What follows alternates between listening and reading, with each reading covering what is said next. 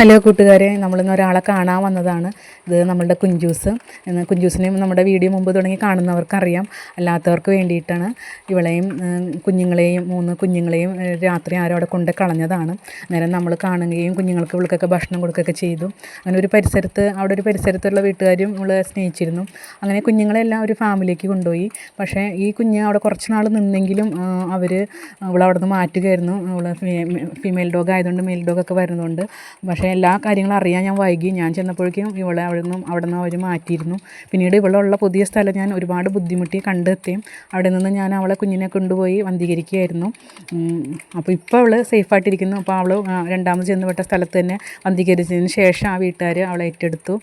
നല്ല വീടും ചുറ്റുപാടും. ഈ കാണുന്ന കടയൊക്കെ അവരുടെയാണ്. അവിടെയാണ് അവൾ കിടക്കുന്നത്. കുഞ്ചു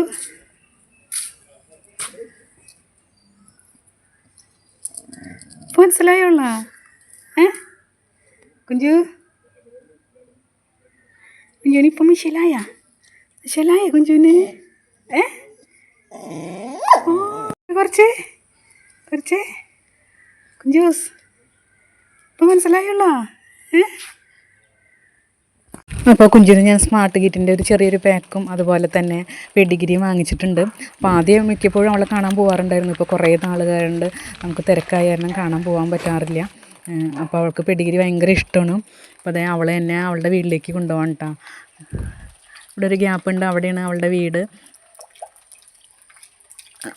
കണ്ടോ, നമുക്ക് നല്ല വീടും ചുറ്റുപാടൊക്കെയാണ്. അപ്പോൾ ഇവിടെ കുറേ മരങ്ങളൊക്കെ ഉണ്ട്. അവളിവിടെ തണലത്തൊക്കെ കിടന്ന് കളിക്കാറൊക്കെ ഉണ്ട്.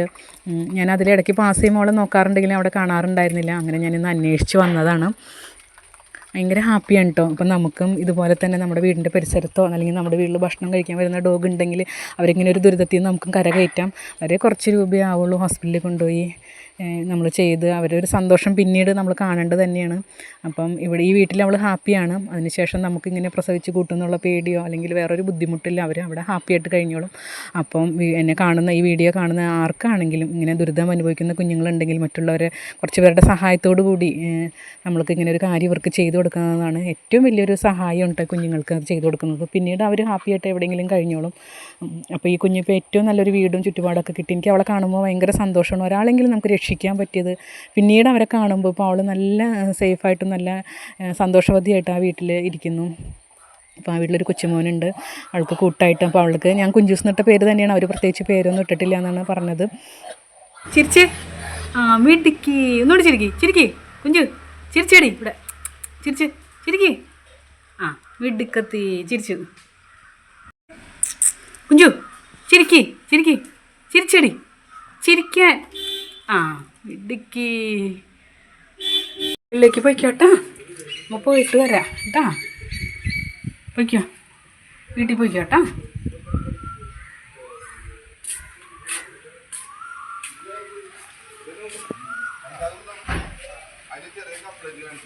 ടാറ്റാ. അവിടെ പോയിക്കോ. എൻ്റെ കൂടെ വരാണോ കുഞ്ചൂസ്?